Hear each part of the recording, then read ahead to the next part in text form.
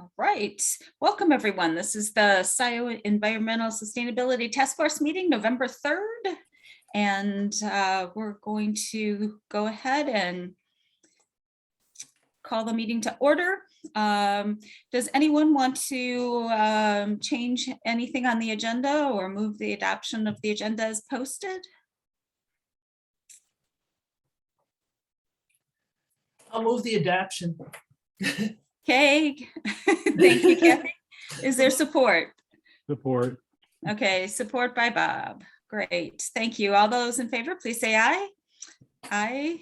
Aye. Any opposed? We have a lot of people on mute, so I'll assume you're going to unmute and say no. I haven't received any communications or correspondence. We don't have any presentations, so I'll just move to public comment. Is there are any comments before we start the meat of the agenda?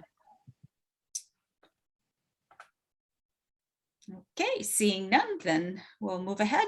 And hey, we're going to turn it over to the C's team, and we've been waiting for this. And hopefully we will get some interesting feedback from the interviews and the surveys that you've done. So take it away, team. Okay, let me try to share my screen, and then I think Anna's going to get us started. Okay. Let me see. Oh. Whoops, this isn't a good way to do this. Sorry. No, you're good. There's the beginning of it. Okay, here we go. Can you all see that okay? It says it's loading again. Yeah, it's still loading, Alicia. It'll be all right. Okay. It'll come. It's Let me interesting see. that like I can see the like Google Docs menu at the top. I feel like I don't usually see that. Hold on. Let me stop sharing and just try to get back into it. That's a good idea. Have it up. There it goes. Oh, there Well you done. go. Mhm. Okay, I'll go ahead and go on mute, Anna, and you can go ahead and get us started. Sweet. Thank you, Alicia. So I'm Anna. I'm here with Alicia, Kyle, Zoe, and Whitney. And today we'll be sharing the long-awaited results from the interviews and surveys that we carried out this summer as part of community engagement for the Climate Action Plan. So let's get started. Okay, feedback number one. Great picture on slide 1. That was Alicia's pick. So thank you, Jane. Just saying. that. But yeah, let's get started with interviews. So we performed 10 different semi-structured interviews with some key interest groups. So those interest groups included the Scio Township staff and elected officials, the Scio Fire Department, the Transportation Alternatives Planning Committee, or TAP, the Land Preservation Commission, or LPC, the Parks and Recreation Advisory Board, and some local farmers.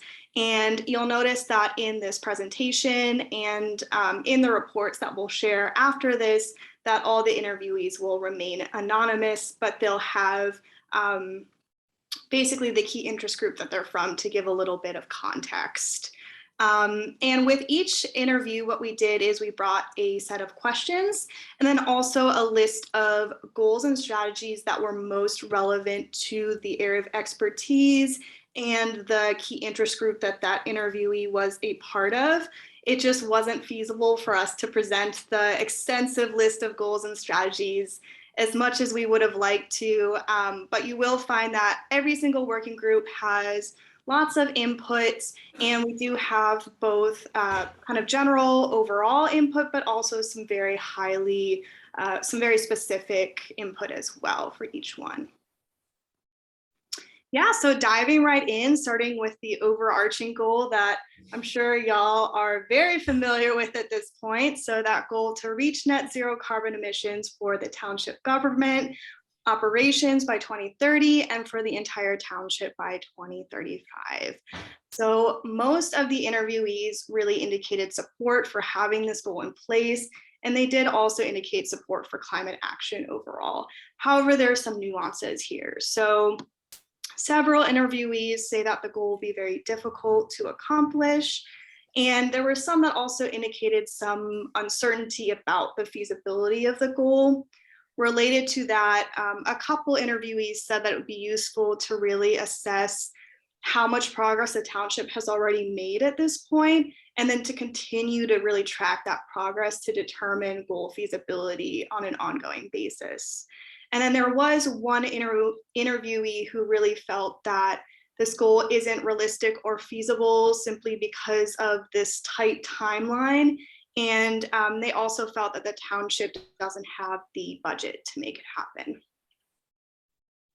So now I'm going to dive into the information working group by working group. So we'll start with buildings and energy.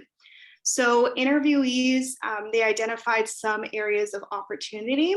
So one of those was to create contracting standards for different construction and road projects that would require the prevailing wage, which could also include some environmental practices as well and some standards. Another Scio staff member said that it would be useful to install some more solar panels on township buildings, kind of like what the fire station has been working on, continuing to expand that type of renovation work. And then an interviewee also said that it would be worth looking into promoting residential group solar discounts and potentially, if they're available, any DTE energy audits to Scio residents. And then looking at some goal metrics, so ways to measure some of these goals that are proposed. So one Scio staff member said that the township clerk could really manage a lot of the operational and financial measurements. And a fire department staff member said that their department could manage measurement of their gas and electricity usage. So now diving into transportation. So in regards to that goal of reducing miles driven, these are all TAP members, which you could probably expect from this working group. But one interviewee said that we really need some additional non-motorized connections between Ann Arbor because so many people shop and work in Ann Arbor, and also to extend the bus route into Scio population centers. Another TAP staff member said that Scio needs to continue to fill in gaps in pathways, sidewalks, and bus stop infrastructure. An interviewee also said that bus routes and non-motorized pathways should be displayed to the public on a simple map. This could be through the Scio Township website, for example, and they provided some parameters for what that could look like. And then another interviewee said that Scio Township should really leverage existing resources to access travel demand modeling because that could help inform some planning efforts. And then in regards to increasing electric vehicle ownership, one TAP staff member said that Scio really needs to subsidize electrification of individual residences to make that option more accessible to people. Another interviewee said that new development should include bike racks as well as the EV charging station. So there's an additional item there. And then a fire department staff member said that the measurement of EV ownership and usage could really be done department by department for the township fleet. And then continuing on with transportation, there were some recommended additional goals and strategies as well here. So one Scio staff member said that it would be useful to work with AAA on the township bus millage for that renewal to really prioritize sustainability. A TAP staff member said that it would be useful to install bike racks outside of parks and preserves to really encourage people to bike to those spaces, but also to get off their bikes once they get there. So to prevent some degradation of the trails. And then a fire department staff member said that it might be useful to look into partnering with the new Tesla dealership to help improve accessibility and affordability of electric vehicles, including potentially obtaining an electric fire truck. And then finally, there were a few overall pieces of input for, kind of all the goals and strategies and their implementation. So one TAP staff member said that Scio leaders really need to take time to walk, bus, and bike existing corridors to really gain a better understanding of what residents' needs, especially residents with disabilities, for example. And then multiple TAP staff members and a fire department staff member said that they had some concerns about affordability of electric vehicles and just electrification overall. So that's a little bit of a theme here. And then finally, a TAP staff member said that all these electrification goals are good, they're necessary, but they just can't be the only solution here for carbon neutrality in transportation. Right, now getting into materials and waste. So regarding recycling goals, we had a Scio staff member say that they don't feel that it's feasible to switch from GFL to Recycle Ann Arbor, which was one key strategy that's currently proposed. A fire department staff member said that Scio Township should try maintaining a publicly accessible recycling dumpster because sometimes people experience like overflowing bins in their recycling. So this would provide an option for them if that were to happen. And then relatedly, a Scio staff member said that Scio needs to have a drop-off site for materials that aren't recyclable curbside, so improving access in that way. And then regarding composting and gardening. So starting out, one Scio staff member said that they feel composting should really be done at decentralized locations rather than the proposed centralized location. However, in contrast to that, a fire department staff member said that they felt that composting should actually be done at the centralized location, so they were in support of that. And they also provided a few ideas for where that site could be located. And then finally, an interviewee said that gardening should then be done at a decentralized location. And one way to do that could be to require new developments to include a garden space. So those decentralized gardening sites could be for those who don't already have a space available to them. And then turning things over to Whitney. Great. So I'll be talking about Emergency Preparedness Working Group and the recommendations that our interviewees offered us. So a Scio staff member mentioned that hardened utilities will be the hardest challenge, but it's definitely necessary and feasible. There's just this need for incentives. A TAP staff member mentioned that there is a need for more collaboration with the fire department for fire prevention strategies. Another recommendation for the Emergency Preparedness Working Group is that a Scio staff member gave us an additional goal that we could possibly think about, which was welcoming climate change refugees to Scio Township as a sanctuary for them. But there's definitely going to be a need for education and outreach programs to support them, including violence and trafficking prevention. There's also an opportunity to purchase land for social services also to support those refugees. And so a few concerns that came up in regards to the goals for this working group. A Scio staff member mentioned that some of the main challenges that we face in the township are power outages, food insecurity, heat waves, and kind of this idea of the hidden poor population in Scio. And lastly, a TAP staff member again mentioned that the dioxane pollution issue could affect Ann Arbor drinking water and in turn affect Scio Township. And so moving on to the Natural Ecosystems Working Group, a farmer and two different Scio staff members mentioned that there is that need for the increased tree cover goal. And there's a high potential for it to be successful. We just need to ensure that we utilize that tree fund that's based on that tree ordinance. A Parks and Rec Advisory Board member mentioned that there's an opportunity to partner with the Huron River Watershed Council and County Parks and Preserves, excuse me. And so actually 3 different Township staff members suggested that there is a need to improve groundwater and stormwater runoff for the township's drainage and flooding issue. And so kind of going off of that, the fire department staff member mentioned that there is a need to measure the success of rain gardens in regards to that flooding issue as well.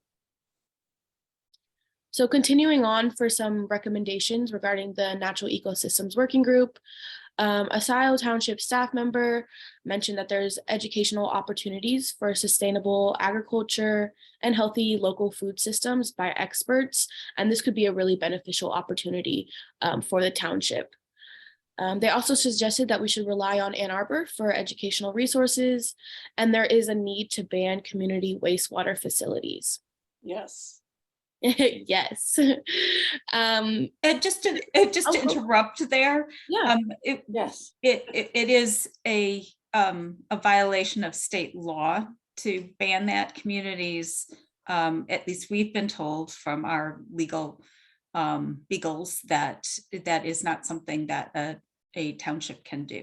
Oh, okay. Well, that's good to know. That's definitely good to know. And so, yeah, we can, take these recommendations or not. So that's really good to know. And so the next recommendation by two different farm owners within Scio mentioned the need to provide educational tools or mentorship for young farmers in order to help them be successful. This could look like implementing an incubator farm like in Ann Arbor. Also the need to normalize the farming profession, whether that's through marketing, just in order to improve people's idea of the farming profession, and also a need to incentivize farmers to lease land. Another farm owner also mentioned the idea of utilizing perennial crops, which allow for drought and flood tolerance. And lastly, for the Natural Ecosystems Working Group, there were a few concerns. A Scio staff member mentioned that sustainable agriculture education will be kind of difficult just due to the capacity of the staff in the township. Another farm owner mentioned that the goals could possibly be a little bit more radical just due to the state of the environment. And so that could definitely be a possibility. And then a farm owner also mentioned that sustainable changes in farming needs to be profitable for farmers to help incentivize them to make those sustainable changes. They also mentioned that there was a big threat to agriculture, which is the economy, and as well as development. So that's something to take into consideration. These farmers also mentioned that it was kind of difficult to understand the 3% tree cover goal, and maybe to think about making that language a little bit easier to understand, and maybe putting a number on it, like planting 1,000 plants or trees. And lastly, an LPC staff member went back to that dioxane pollution issue in the Honey Creek River, and how it could lead into the Huron River, like some of the other concerns in the working groups. And so the last section that we'll be presenting on for the survey or for the interview data is the common themes that we see throughout the interviews, which was education, engagement, and communication. And so some of these recommendations, we found that there's a need for engagement with renters and people who speak English as a second language, just to help diversify the township representatives and volunteers and that type of thing. We also saw staff members from the LPC and Parks and Rec and mentioned that their organizations offered hikes and public educational programs to help recognize the virtue in protecting nature. And so there's definitely an opportunity here to increase those educational programs and increase volunteer opportunities. A TAP staff member mentioned that there's a need for better promotion of solar panels for residential homes. And they also mentioned that they did agree with the goal that the Scio Township website should be up and running, and it's definitely a need for the community. But there should be a place where there's public transit that can provide information for the public regarding pedestrian and bike routes, as well as a possible plan for the next 5 years. And so that's our information for the interviews. There was a few things that we did not cover today that you can find in our recommendations report, like current sustainability practices that the interviewees are currently working on or currently have implemented, as well as more specific inputs on the goals, strategies, measurements of those goals and strategies, and other opportunities that will be organized by the working group. So it'll be really easy for you to go through, find your working group, find the recommendations and the goals. And so, yeah, I'm gonna hand it off now to the survey group. Okay, awesome. Thank you, Anna and Whitney. Now we are going to cover the results that we got from the survey. So as you guys know, last spring, you guys gave us a long list of goals and strategies that the working groups came up with. And from those, we narrowed those down with you all to your top priorities. We then used those top priority working group goals to create our public engagement survey, which we distributed to the township during the summer. Via the newsletter, website, Facebook page, and various HOAs. We ended up getting over, yes, Jim or Jane? I just think it is worth a pause at this moment to recognize the success you guys got in the number of respondents. Yeah, it's pretty awesome. 280 is really solid. So Yeah. Well done, team. 283, I believe, was the final number, but yeah, pretty cool. We're happy with it. Thank you. But yeah, so this fall we've been analyzing that data from all those responses, and that is what led us here. So regarding demographics, we found that 60% of the respondents were over the age of 55. For income, over 50% had an annual household income of over $120,000. And then 13% had an annual household income of under $50,000. Right. So for home ownership, we found that 81% of respondents lived in a house and 93% actually owned their home. And lastly, we found that 64% of respondents plan to stay in Scio Township for at least 6 more years into the future. So for race and ethnicity, we found that the majority of respondents were white or Caucasian with 86%, followed by Asian or Pacific Islander with 6%, 4% were Black or African American, 2% were Latinx or Hispanic, and 2% were Native American. For some general trends that we asked the respondents about in the survey, we found that the majority of residents do understand causes and consequences of climate change, and most of them understood either quite a bit or a very great deal. We provided a long list of climate impacts to them, and we asked them to give their level of concern for each of the impacts, and we found that extreme heat, power outages, and crop failures provided the most concern from residents, with 93% of residents being concerned about impacts of climate change in general, and 38% were extremely concerned. Right, interesting. Perfect. Thank you, Zoe. I'm going to start moving into the individual working group. So starting off with energy and buildings, their main goals centered around electrifying or switching to renewables, as well as improving efficiency, both of water use and energy use. So in looking at current practices, it was actually really positive to see what residents in Scio Township have already done. The vast majority of residents have taken action already to improve their water and energy efficiency in order to decrease their home's emissions. And as many as 71% of the respondents already have low flow water fixtures installed in their homes. And even a quarter of people had somehow electrified their homes or switched to renewable energy, whether through solar panels or DTE's My Green Energy Program. And then in terms of, making further progress towards these goals, we asked residents about a couple of opportunities for Scio Township to encourage them to take individual action. We really saw that information about rebates or discounts for purchasing more electric or more efficient technology was the number one driver, most likely thing to encourage them to take this change. You can see here some of the other options that were made available. I will say none of them seem to have like a really huge impact compared to the other ones, but a lot of them are very cheap or very easy options that the township can do. So that's definitely something to be considered here.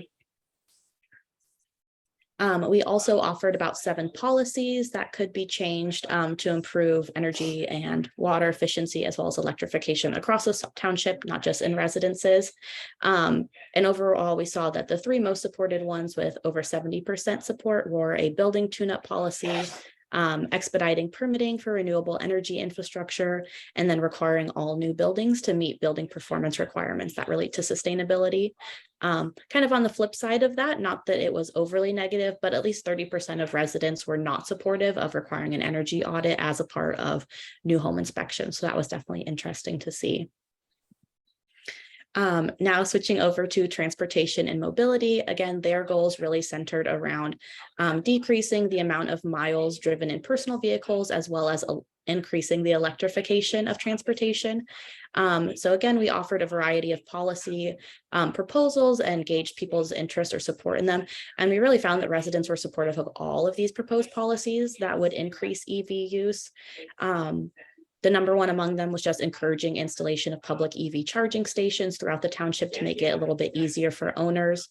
We also saw that allowing installation of EV charging stations throughout the township, both in residential and commercial areas, was really important. Slightly less support for these actions that were requiring different types of changes, but still very much supportive, especially requiring that a portion of newly constructed parking lots be EV charging capable. It is important to note, so EV charging capable, we explained as not necessarily meaning that there's going to be EV charging stations installed, but that the wiring is there so that in the future it is cheaper and easier to install charging stations should they want to be put in. And again, similarly, requiring new residential construction to be EV charging capable was broadly supported, as well as installation again throughout the township.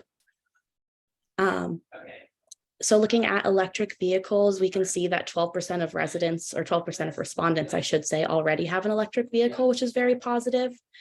For those that did not already have an electric vehicle, we asked what opportunities there were to increase the likelihood of using an EV.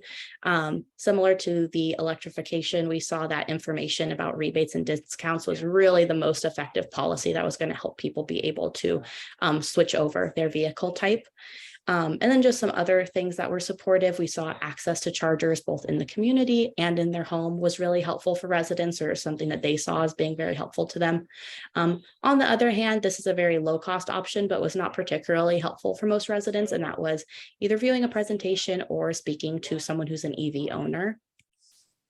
And then going over to their other goal of reducing the amount of miles driven in the township, we saw that most residents were not supportive of a goal of more than a 25% reduction in miles driven.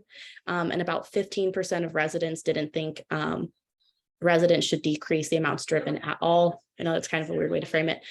So less than 25% decrease was what they were looking for. In terms of how to decrease the use of a personal vehicle, people really spoke to the availability of public transit, both a connected and safe and accessible public transit system within Scio Township, but also really emphasizing the importance that this public transit system is connected to those in the areas around Scio, since so many people are commuting and going to areas like Ann Arbor. And then in addition to the public transit system or bus system, it was really important for people to see that bike lanes were being connected and that there are more walkways that were safe and attractive for them to walk on. And that takes us into the next group that Kyle is going to speak to. Yeah, so before we get going, I just want to apologize now for any background noise or anything. I unfortunately had to take a last minute flight home and have no choice but to take this from the airport. So excuse any noise. But so to get started, in regard to composting, 38% of respondents claimed that they already compost at home, and very few, less than 5%, claimed to have little or no interest in composting. So that's very positive. And on top of that, 37 expressed interest in using a community composting facility if made available, which indicates that, you know, pursuing a facility like this, I know a big topic for the materials and waste group, could be very beneficial to increase composting in the township. In regard to gardening, 43% respondents said they already garden at home, again, with less than 5% saying they have no interest in gardening. However, 55% did say that they would not make use of a community garden, unlike the community composting facility. So on to recycling. Survey showed that about 43% of respondents required no further action to improve recycling, likely indicating that they already have curbside recycling pickup available at home. But for those who did require intervention, the two most popular were 35% of respondents saying that opening a community recycling facility would be beneficial, and 34% saying that curbside recycling pickup being made available to them would increase their ability to recycle. Again, likely indicating they don't have that already. And given that I know this is already something the materials and waste group has worked on, and the fact that in our comments section of the other option, this was the most frequently commented suggestion, continuing to try to work with Recycle Ann Arbor to increase curbside recycling at people's homes could be very beneficial. On top of this, two other interventions that were commonly mentioned were being able to recycle a wider range of materials, and also having a contact for recycling questions or information on recycling available online or maybe in the newsletter. So the final question for the materials and waste group was on community cleanups. And as you can see from the graph to the left, these interventions were all pretty skewed in terms of likelihood that it would impact one's likelihood to take part in community cleanup events. However, the interventions that seemed like they would help the most was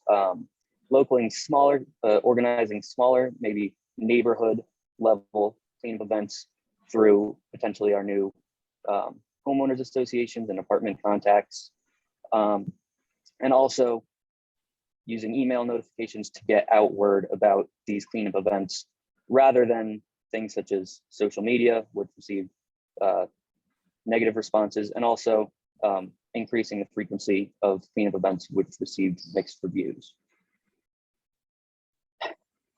So on to emergency preparedness. First few questions are about solar panels, and 10% of respondents actually indicated that they already have solar panels installed at their homes, which is great.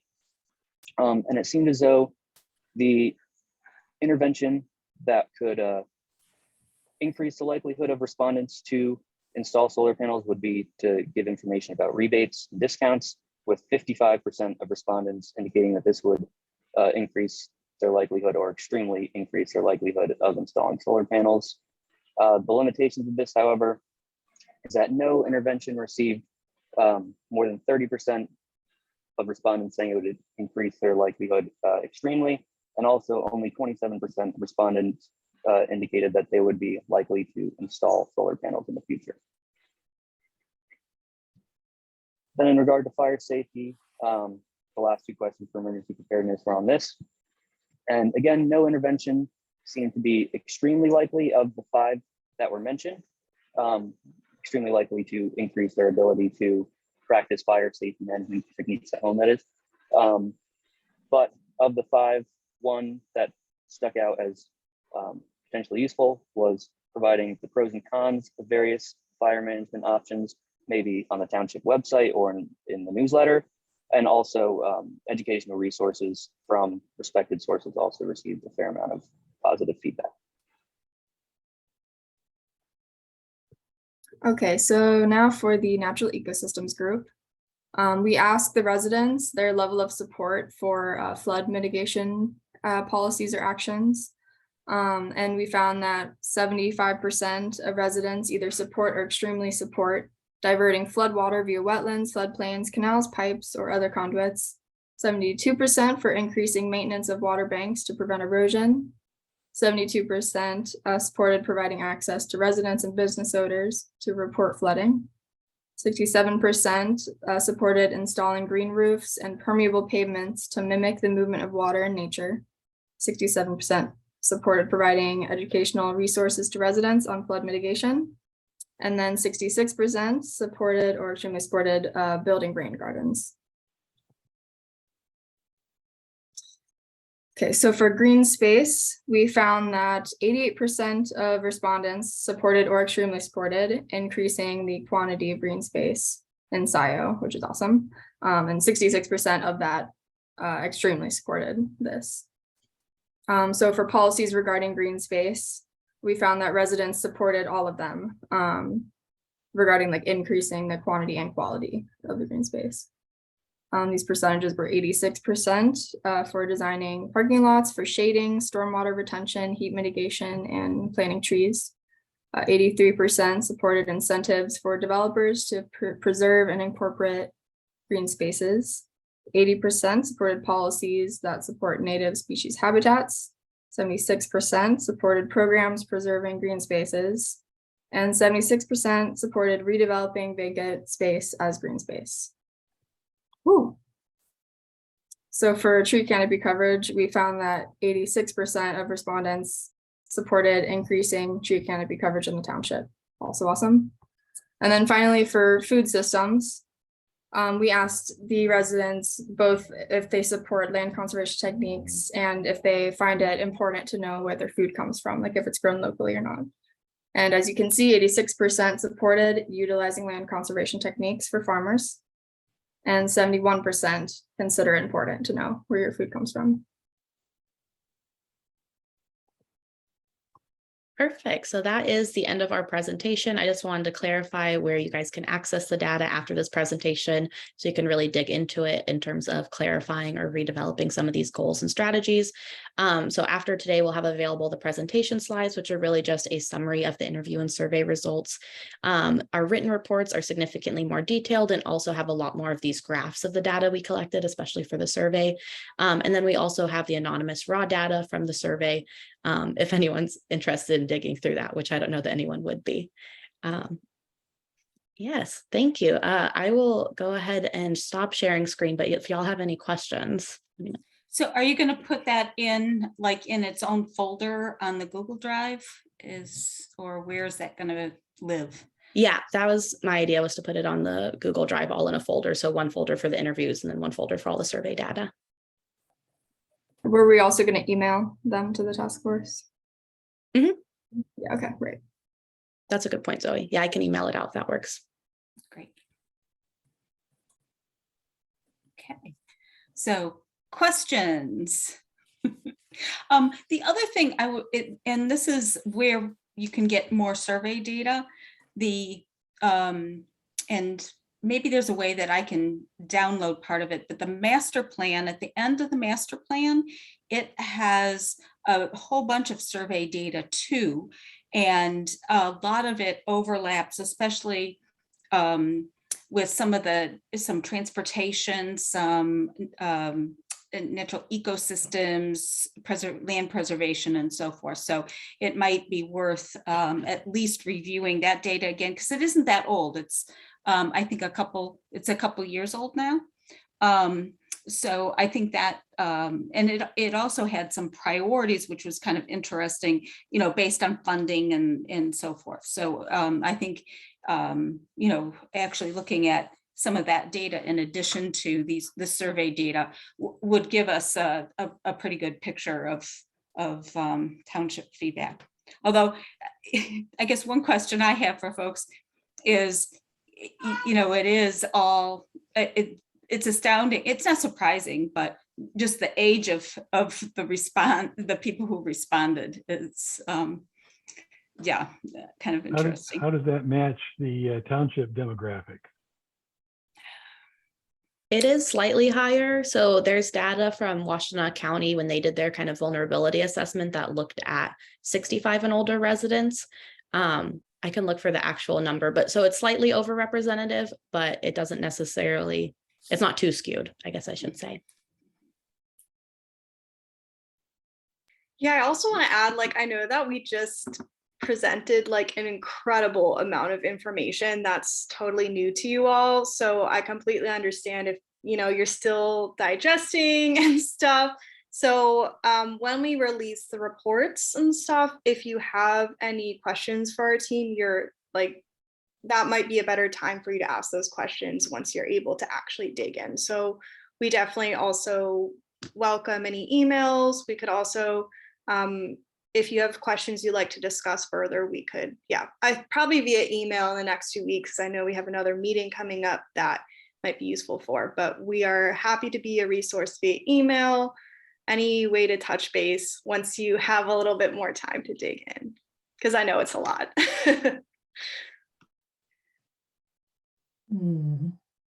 Can I ask, there was a comment, I think it was from Scio staff, with the interviews about climate refugees and preparing for climate refugees.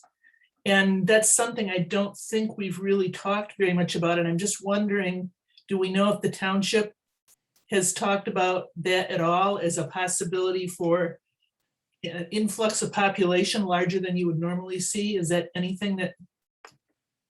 For the county. The county, right. Do we know?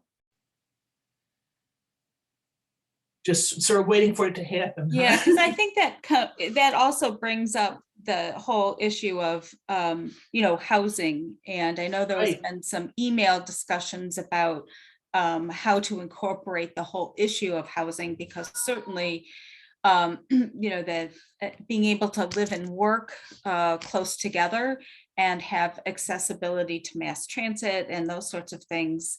And the bad word density is all kind of tied into some of this. And so that might be something that we, I know we kind of threw it kind of into the transportation group a little bit, because a lot of that planning is around, the transportation piece. But that might be a good topic for, our discussion with the, with the board and the commissions, is to really kind of maybe we pull that out and kind of discuss that a little bit as something that has been pointed out. And that would also incorporate, the affordable housing, housing for, looking at, future immigration and so forth. Oh, thanks. Kathy, can you capture that resource that Anna just put in the chat for the minutes? Okay, sure. That'd be great. Okay. All right. So I wanted to talk a little bit about our kind of November 14th deadline and some of the mechanics around it, and also talk about the agenda. And so what would be helpful is there is in the Google Drive the beginning of the final kind of presentation. And I'm glad to give people two choices.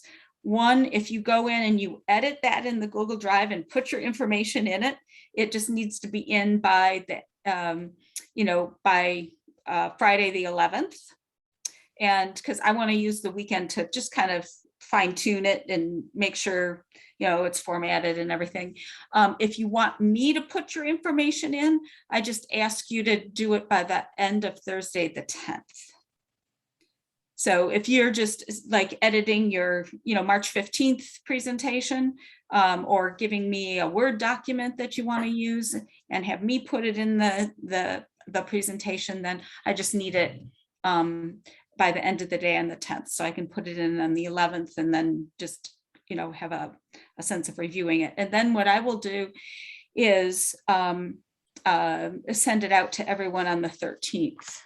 so everyone has a copy of the presentation.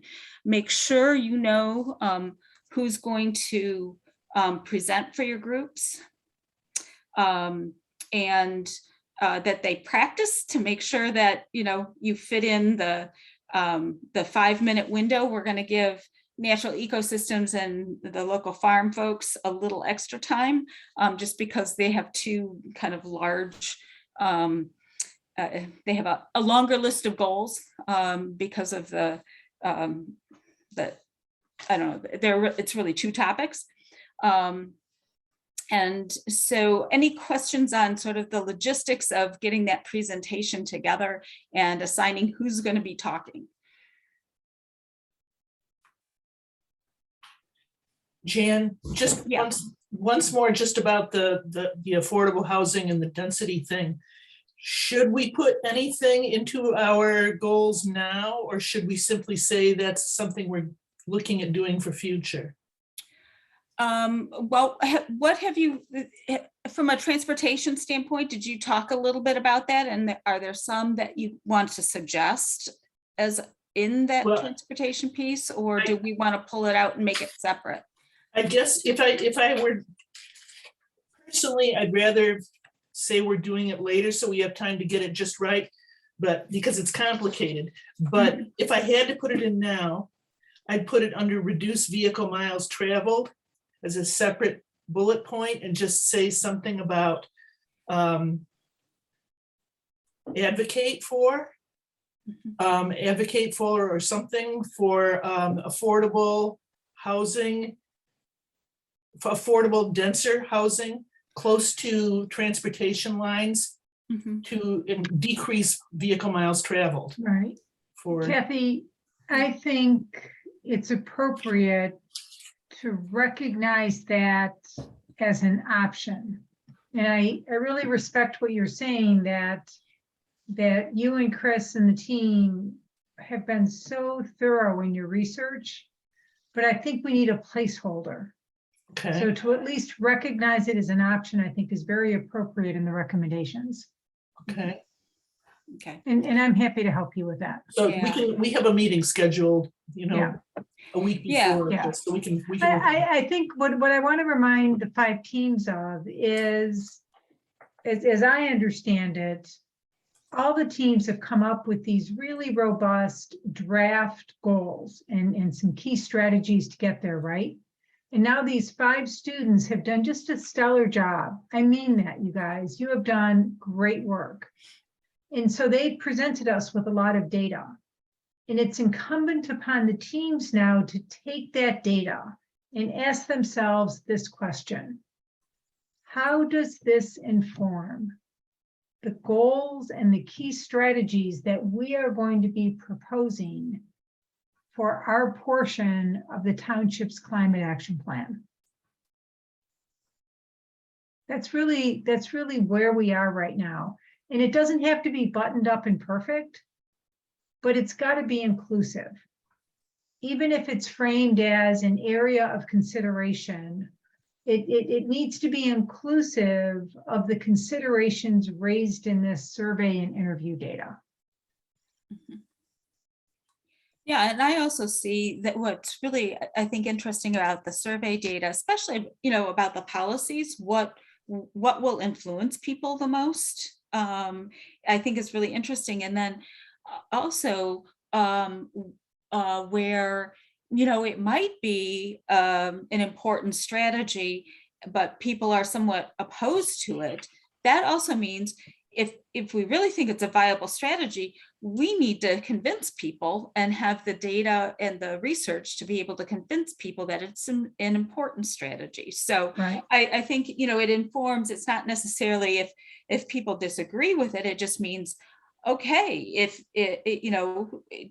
consider this, if it is really important, then there's resistance there, and that sort of education and discussion and so forth is even more critical if it's a key part of what folks think is important to the plan.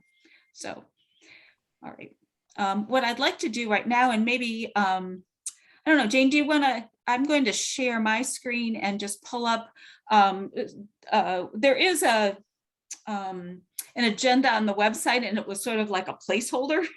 And so Jane and I met and talked through kind of what we thought would be the best kind of strategy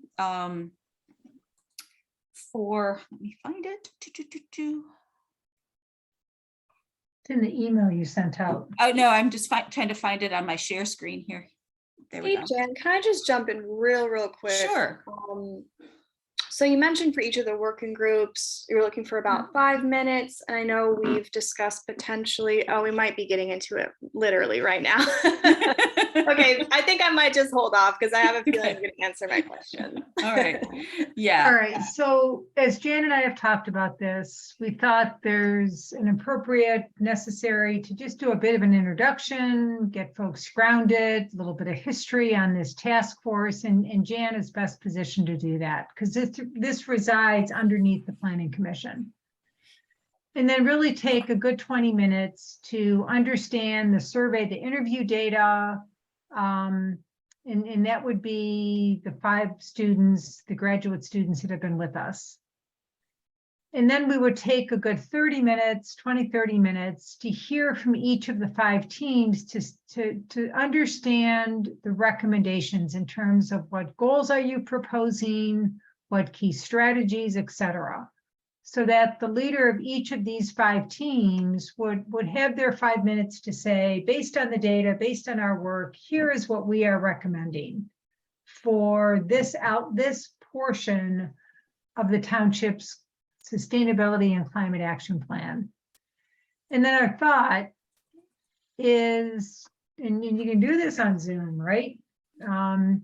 Immediately go into breakout rooms. They're very short, so it's going to be very sort of focused. And in those rooms, ask the groups to quickly identify a facilitator or recorder to literally go around the group 2 times to get input on these questions. So what are your key takeaways? What are you really hearing from this data? What stands out for you? And then number 2, what is essential for you to see in these recommendations? What might have been missing for you could be a prompt for this question. So it's really a time, and given the constraint, not a whole lot of discussion, but a quick brainstorm. Someone recording that, and it's just another iteration of data. And then get a really quick report out in some way from those groups, just 10 minutes, so 2 or 3 minutes each. And then Jan really wrapping us up with the timeline and next steps going forward, because we're really heading for a spring approval of this environmental sustainability and climate action plan. And then if the stars all line up and we get a second team of U of M master's students, they would then be engaged in engaging our community in the implementation of this. And those students would actually be starting early in 23. Yes, 2023. So that's the game plan. Yeah, and I think one thing I was thinking, Jane, that we should also have an opportunity. I mean, we have our group email, and people could also provide comments via email. They could put comments in the chat. Absolutely. And kind of encourage people at the beginning, take notes as we're going through on questions you might have, things that you think are whatever, and make it so that this isn't the only opportunity for feedback. This is, sort of key feedback, high level feedback. What's missing? Do we have the wrong emphasis? Right. That kind of stuff. And Jen, I was thinking we need to, maybe it's Will, maybe it's the supervisor, maybe it's the interim township administrator, but we really need to take a couple of steps to encourage participation. Not just the BOT, the LPC, TAP, the Parks Advisory Group, the Planning Commission, township staff.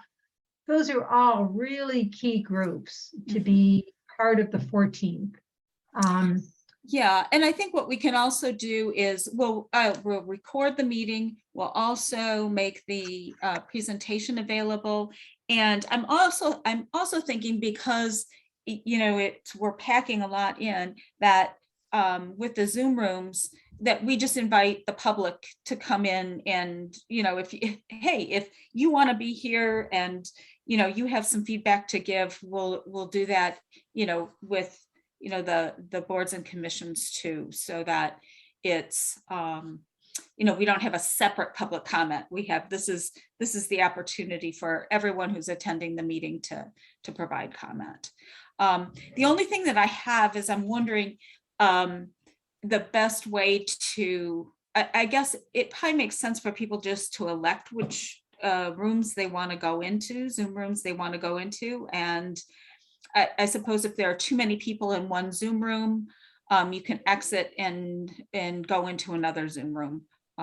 That's probably the best way to kind of handle that, to try and even things out. Anybody have any other suggestions for that? Bob? Are the breakout rooms themed? Are they? Yeah, they'll be by the 5 working groups. Okay, good, thanks. Yeah, so every working group, you go into your own Zoom room to get the feedback from folks that come through. And I suppose people could go into a couple different Zoom rooms in that 15 minutes if they wanted to. And provide comments through the chat, and later on with email, take the presentation and look at it and provide additional comment that way. And then I think also with the next steps moving forward, the plan's going to have a lot more detail in it, and some resources and where some of this information comes from, what ties in with the county, et cetera, et cetera. So that'll be more another level of information that people can respond to. So thoughts?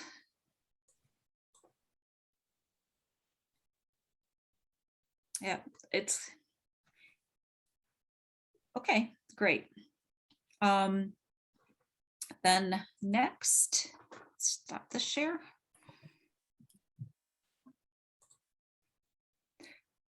Any specific working groups having problems meeting, need support?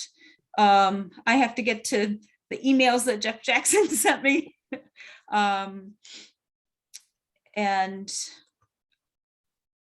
Or any questions on expectations? Jen, have we moved on to the working group reports then? Yeah, and just I thought tonight, if people had some, specific takeaways or questions or something like that, or new information, to go ahead and share that. Yeah, why don't I do that? Okay, great. Because actually what we've been working on speaks to a couple of points that were brought up during the presentation. First of all, Charlie's not here, so I'll just speak real quick to what he's doing. And that is trying to communicate with Recycle Ann Arbor to see how we can work together to further recycling and expand opportunities in the township. And with all due respect to the person who responded, we are hoping that we can establish a partnership with Recycle Ann Arbor that will increase recycling and increase opportunities to recycle as well. We can recycle more things and make it more available to the public. But we don't know yet. We have had one round of back and forth with Brian at Recycle Ann Arbor, and we sent back his original proposal and said, we're not really feeling like we're getting the value for the money that you're asking. Can you give us a more specific proposal, break it down, and these are the specific services we want. So we have yet to hear back from Brian. Charlie is following up with him. I don't know the status of that right now. So stay tuned. So that's one. The other is what I'm working on, which is the community composting concept that we've got. And you remember back in August, Jane and you and I had a call where we talked about how we can possibly approach this. And the takeaway that came out of that was create a concept paper. So I have done that. And really what I need now is to know what to do next. Again, speaking to the presentation, I found it amusing that there were opposing points of view. Someone said, well, community composting should be centralized. Someone else said, well, no, it should be decentralized. My answer to that is yes. My paper, in fact, says we can do both. We can do a centralized approach. We can do a decentralized approach. We could even explore the idea of doing curbside compost pickup like Ann Arbor is doing. At the moment, the city has no interest in expanding their curbside compost out to Scio, but that doesn't say we couldn't do something ourselves. All of this is captured in the paper. And I know we don't want to talk about it in detail tonight, but if I could just share my screen real quick. I have the paper up here, and it's just a couple of pages, and it talks about the need for composting in the township. And then we have 3 goals identified. One is to increase resident awareness of composting and its benefits. And goal number 2, encourage local businesses that generate food waste to compost. Goal number 3, let's establish a community composting site. So we have a couple of activities outlined we could do. We have some established models to work with. I volunteered at Gibbs House. That was part of my presentation last time. Ann Arbor Compost Center is a great resource we can make use of. So we've got several different ways that we could arrange for collecting composting from residents and encourage them to do their own composting and maybe up that percentage from 38% to something higher. So we've got several things outlined here. In addition, working with established organizations, namely Project Grow, because they're already working to see if they can put something up on the former Ren's Farm property. And the last time I talked with Joe at one of their directors, he was really enthusiastic about partnering with us. And I said, okay, I'll get that concept paper going. Well, I need to know what are the next steps. I'd like to get back to them with some kind of response, either no, we can't do it at this time, or yes, let's move forward and keep talking. I also know we had discussed bringing other people and other organizations into the equation, working with them. I have no problem with that. What I need right now, though, is some direction, because we think as Materials and Waste Group, this is something that the paper's at a state now where we can move forward. And I just need to know what those next steps are. And that might be a really good, question to pose in your, in your presentation about, we have some really key opportunities here.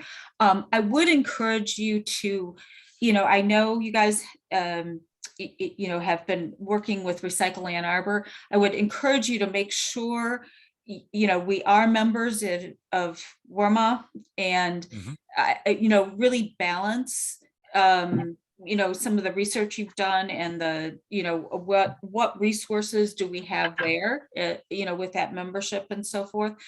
Just because this is a little bit, especially the recycling piece, is a little bit of a hot button for some folks. So just, I want to,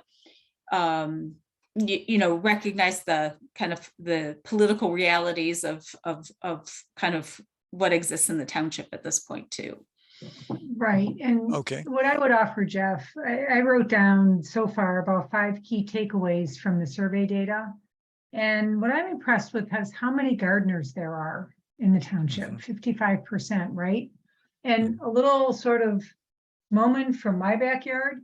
So we have a compost bin. I watched my husband today take a wheelbarrow full of incredibly rich dirt over to the woods to transplant those great big bushies in the middle of transplanting. And so the gardeners in the township is really a way to sort of maybe pitch this recycling, this composting thing. That's just one observation. The other thing I need to remind us of we're in a process here. And hopefully we're aiming for a spring approval of an overall climate action plan for the township. That approval sets up all sorts of starting gates and go, right? So I think there's a little bit we can do to lay groundwork and get ready, but I think there is an approval that we're working toward from the BOT that really creates an enabling for many things to move forward. Okay, appreciate those comments. I think it's worth reaching out to Warma, especially because, well, it is proving time consuming to communicate with Recycle Ann Arbor, but it means we've got a window here to reach out and say, what could Warma provide for us? How could we work with them more, perhaps? Right. Okay, are we thinking of working with Theo on that, or is there another name that comes to mind? I really don't know. Our Tom Oth is is the Scio Township representative to Warma. It might be good to, touch base with him and just kind of ask, who would be the most appropriate person to work with or, talk to about what their plans are. And certainly when you look at the county as well, I think there is in the Washtenaw Resilience Plan, people understand that this is a major regional infrastructure issue. So I see, one of the things that, if you pulled together some of those statistics, that the high percentage of people that are gardening, the high percentage of home ownership, the high percentage of single family large lots, that's almost like, equivalent to let's go for the residential solarized program. Let's go for, start with residential composting. How much can you compost? And it's not to say that we don't work on the centralized piece, because that's where the businesses are going to be able to compost and et cetera. But it's almost, the early wins that we can do is with, those individuals that you can really say composting is easy and look at the beautiful dirt you get. And for all those gardens that you're making, and those are just the people that are vegetable gardeners, the other people that are doing, just any kind of gardening, it's good for. So I think, you look at the statistics of what we've got, who we've got, what are the early wins, and how do we really work?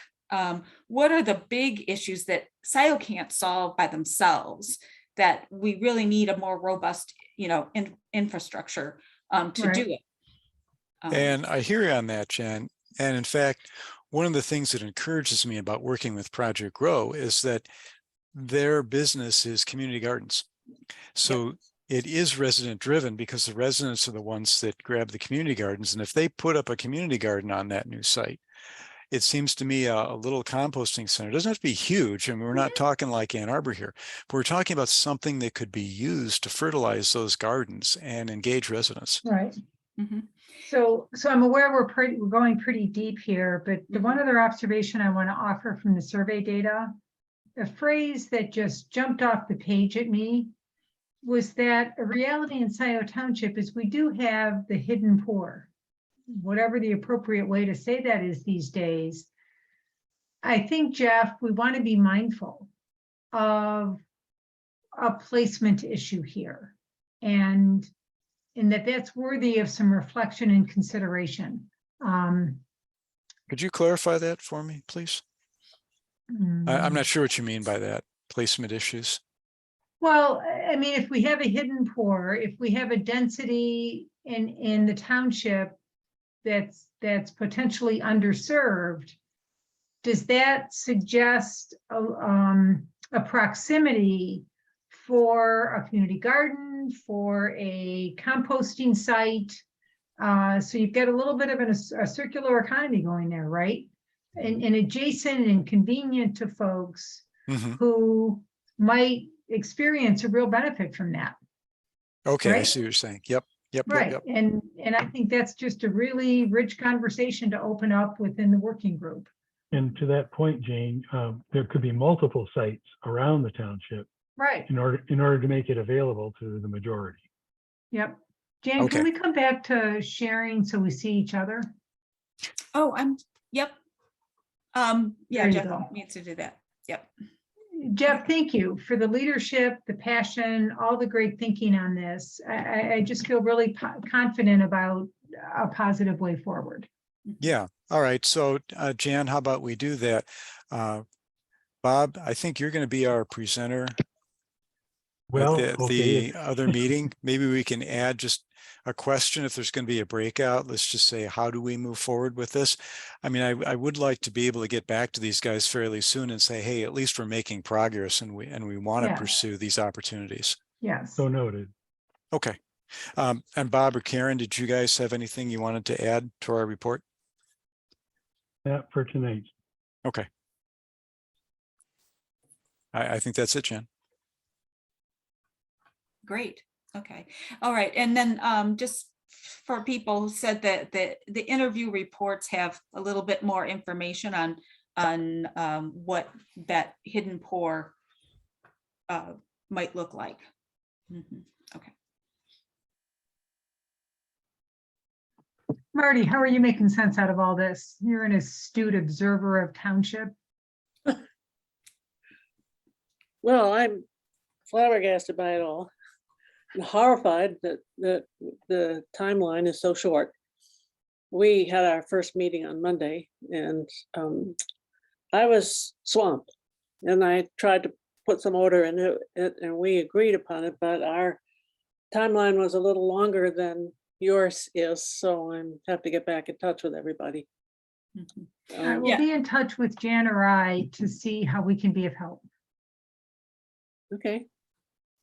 Yeah, and I think I want to remind everyone that this is a key feedback process. And I hope we can all sort of, remind ourselves and remind the folks that we're presenting to that, this is an evolving, Absolutely. evolving plan, and it will continue to evolve. It's Right. There's nothing, we can't know all, No, plan all, no. whatever. Yeah, So- I really want to relieve that sense of time pressure, Marty, because the 14th is just a touch point. Well, that's it's what the we're first going to step. be providing. Yeah, that's good. We divided into 3 categories of topic based on the March 15th PowerPoint presentation. And each of us took one of them. Tim took the agriculture one. I took the natural and food ecosystems, and Janine took the water systems and water issues. And what we then, within each section, we have kind of, let's see, we have a why this issue is important, and then we're looking at goals, and then we're looking at actions. And the actions are a list of things that we can do that we think are important to achieve the goals. And then we have a topic which won't be worked out very much this time on implementation and communication. So that would be the structure of our report. Right. Yeah. And that sounds all consistent with the way this process is moving forward. So I really want to ease a sense of time pressure. It's really not Well, until the we've got to get spring. our butts in gear because, Yeah, we did a lot, and actually I worked fairly heavily on the March 15th thing and pulled together a lot of data. And now it's each of our responsibility to organize that a little bit and right. make it passable. Yeah, well, thank you Yep. for taking that on, because that group kind of had a couple people moving through it. So thank you, Marty. Well, we'll see what happens. Yeah, exactly. We will. Yeah. All right, anyone else? I'm looking at the Wren's farm and thinking, well, natural and food ecosystems, to some extent, that might come under my category and Well- a community farm. And And I think the reality of this, Marty, you were at that celebration a couple of Sundays ago. yeah, The reality of this effort is real success is going to depend on particular champions that emerge within the township. And I think you're looking at one. oh, right there. yes, I'm very impressed with that Big guy. time. And Big time. and his goals really fit right smack in the middle of what I've been assigned to do. Yes. So you got to walk in the park, Marty. All right. Okay, so anyone else from any other groups have any other questions or anything? And one other, I think, Anna, didn't you mention that there was some discussion about the Liberty site also as possible composting, or is that just in the wind? Yeah, I don't know if I mentioned that specifically, but one of the interviewees did give some fairly specific input on like where a centralized composting site could be. Yeah, I was actually, Anna Cohn, did you want to say something too on that? Sure. Yeah, it's fun to be in a Zoom with two Annas. I don't think I've done that before. And welcome, by the way. Thank you. To my awareness, I'll say that is a conversation that happened in the past, and I haven't really heard conversation about it since I've been employed by the township. I'm currently hoping to get a master's project out there at Liberty Pond for prairie restoration, in which case it wouldn't be the ideal site for a composting facility. Yeah, just FYI, we did consider Liberty Pond as a potential site in the materials and waste group, and then the Wren's farm came along and we thought that sounds better. So that's where we are.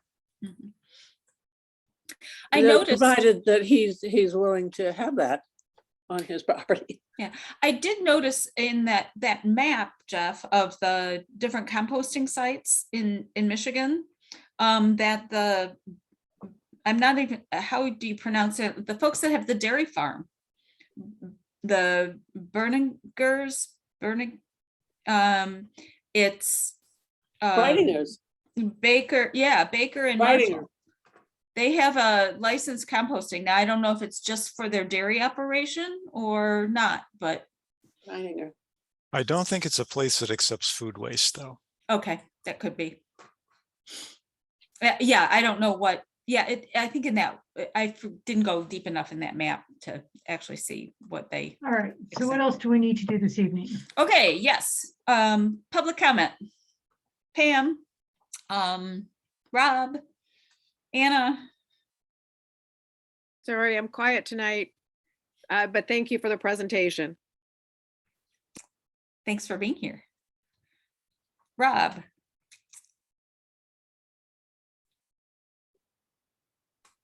Maybe he's either good or stepped away for a bit. Exactly. All right. Then we'll go ahead and anyone have anything that they want to add to the minutes of our last meeting? Thank you again, Kathy. And Move to approve. okay, Bob has a motion to approve as submitted. Support. Support from Jeff. Jeff. Yes. Any further discussion? Okay, all those in favor, please say aye. Aye. Aye.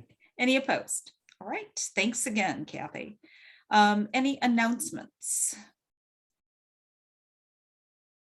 All right, then I don't have anything else. Do schedule, obviously, another meeting. If people have comments or questions or whatever, yeah, call, email. And Jane and I are here to support any of the teams that